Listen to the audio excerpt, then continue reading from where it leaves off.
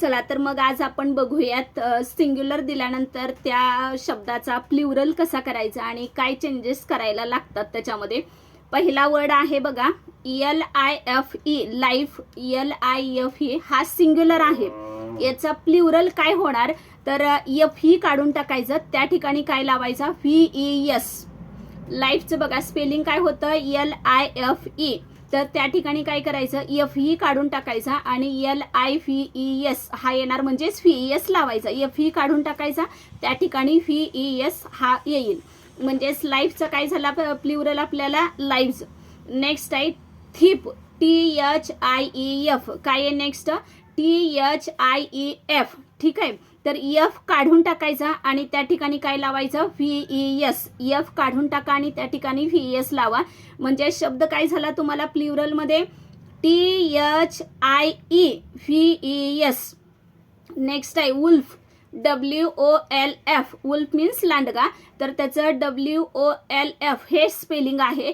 काय करायचं आहे तुम्हाला मी सांगितलं F काढून टाकायचं आणि F च्या ठिकाणी काय जोडायचा VES. काय जोडायचं त्या ठिकाणी VES. आलेत. वुल्फचं काय झालं वुल्स असं झाला WOLVES. नेक्स्ट आहे लिफ.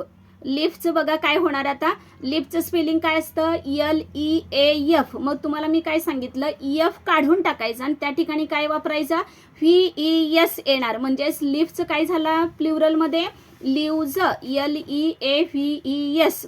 नेक्स्ट आहे knife. KNIF. Knife. Knife means सुरी, तर KNIF नाईफ मीन्स सुरी. मग काय काढून टाकायचं तिथलं FE काढून टाका आणि त्या ठिकाणी काय जोडायचं IVES म्हणजे नाईफ झाला का KNIVES. लक्षात आलेत म्हणजे FE काढून टाकला त्या ठिकाणी VES जोडायचं.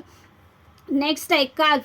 CALF. काफ म्हणजेच वासरू. CALF. मग काय काढून टाकायला मी सांगितलं F काढायचा, त्या ठिकाणी काय लावायचं सांगा बरं तुम्ही काय लावणार VES.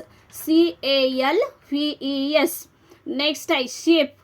SHEAF. शेफ, तर शेफचं काय होणार शेव्ज. SHEAVES. काय काढून टाकला तिथला F काढून टाकायचा, त्या ठिकाणी VES लावायचं. आता लक्षात आलं VES हा शब्द कोणते काढल्यानंतर कोणत्या शब्दाच्या ठिकाणी आपल्याला VES जोडावं लागतं. हा एक यामधील पहिला प्रकार झाला ज्याचं सिंग्युलरचं प्लुरल मध्ये करताना कसं करायचं. आणखी एकदा सांगते बघा वाईफचं काय होणार वाईव्ज.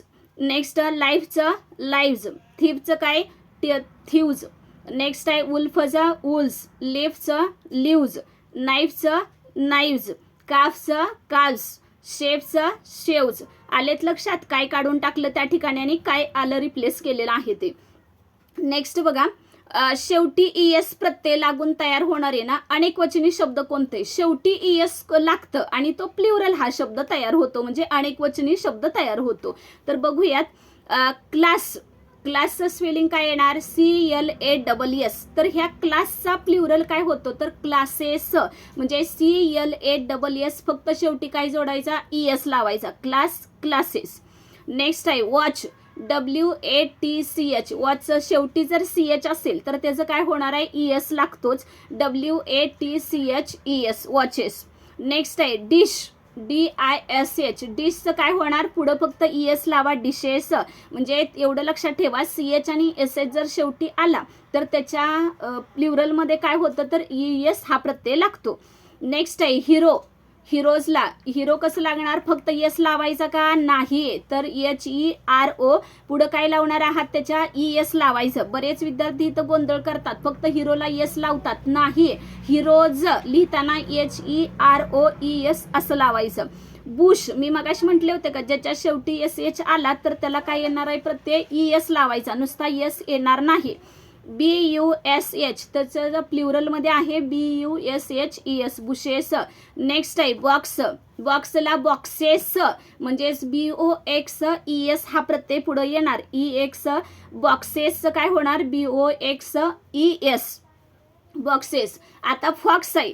एक्स आल्यावर जसं आपण ES लावला तसं काय होणार आहे फॉक्समध्ये पण एक्स आहे तर शेवटी 100% ES हा प्रत्यय येणारच. तर कोणताला FOX त्याचा प्लुरल येतो FOXES फॉक्सेस. नेक्स्ट आहे पोटॅटो. तर पोटॅटोचं काय होणार, त्याला पुढं ES लावा. पोटॅटो, टोमॅटो आलेलं कोणते झाले, त्याच्यासाठी ES हा प्रत्यय पुढं लावायचा. पोटॅटो POTATO आणि पुढं ES जोडा, म्हणजे तो काय झाला तर प्ल्युरलमध्ये झाला. आलेत लक्षात. हा 2 नंबरचा होता की ज्याच्या शेवटी ES प्रत्यय लागून अनेकवचनी शब्द तयार होतात. अगोदरचा होता कोणता तर ज्याच्या VS शेवटी VS लागून येणारी अनेकवचनी शब्द झाले होते.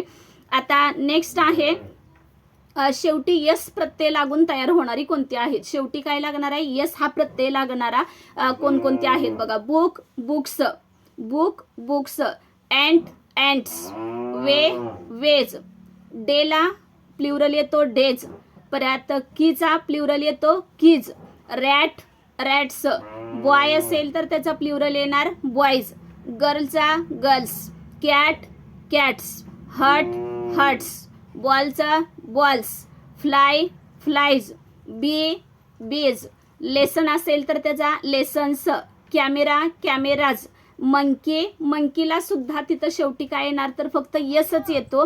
मंकी डॉंकी यांना सगळ्या शेवटी काय लागतो तर वाय जरी असला ना तरी सुद्धा इथं काय येणार आहे तो यस येतोय. मंकी MONKEY आणि त्याचा प्ल्युरल येतो फक्त पुढं यस जोडायचा आहे, MONKEY यस. आलेत लक्षात. शेवटी हा तिसरा झाला. पहिल्यांदा आपण काय बघितलं, शेवटी VS लागून येणारे अनेकवचनी शब्द.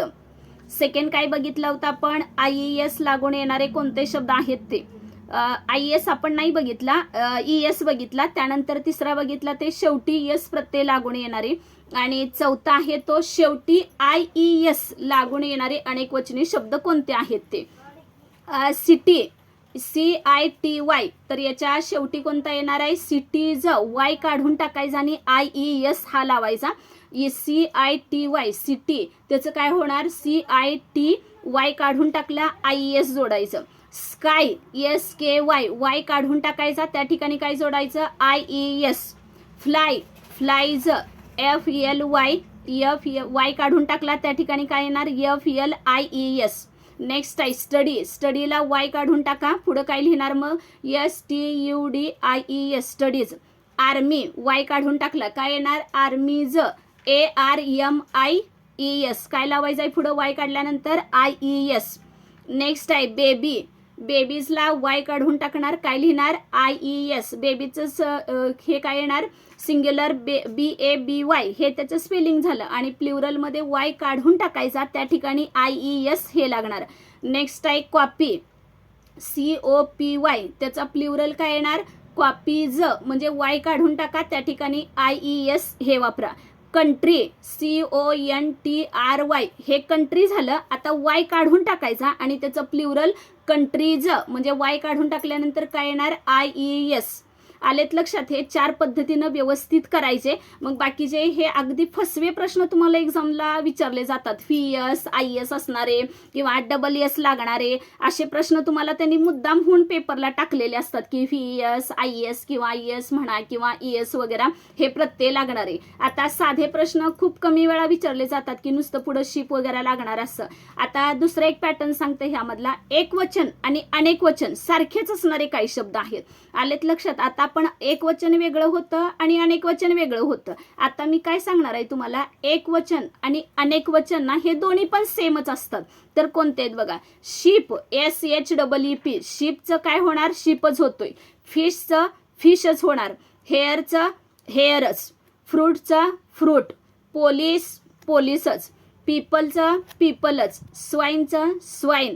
कॅटल कॅटलच. स्पेसीज ऑलरेडी स्पेसीजच आहे, त्याचं प्ल्युरल पण काय होतं स्पेसीजच. सेरीज सेरीजच. डिअरचं डिअर DEER डिअर हरिण होतो, त्याचं प्ल्युरल सुद्धा हरिणच डिअरच येतो.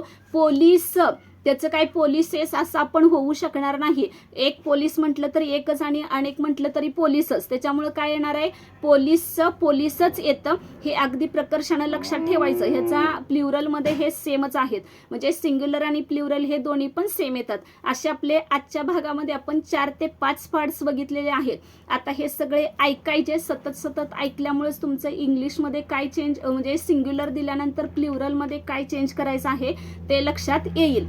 ठीक आहे, समजलेत आता काय करायचं आहे ते. यासारखे आता तुम्ही पण वर्ड्स तयार करा त्याच्यासारखे. समजा आता शेवटी एफ ही दिला तर एफ ही आल्यानंतर काय येणार आहे, किंवा एस एच आला तर काय लिहू शकतो, परत फक्त एस असेल तर त्याला त्याच्यामध्ये काय चेंज करायला लागतो, हे तुम्ही सुद्धा स्वतः काढा. अशासारखे वर्ड्स काढून घ्या, म्हणजे तुमच्या लक्षात येईल आणि सिंग्युलर आणि प्लुरल हा टॉपिक क्लिअर होऊन जाईल. थांबूया.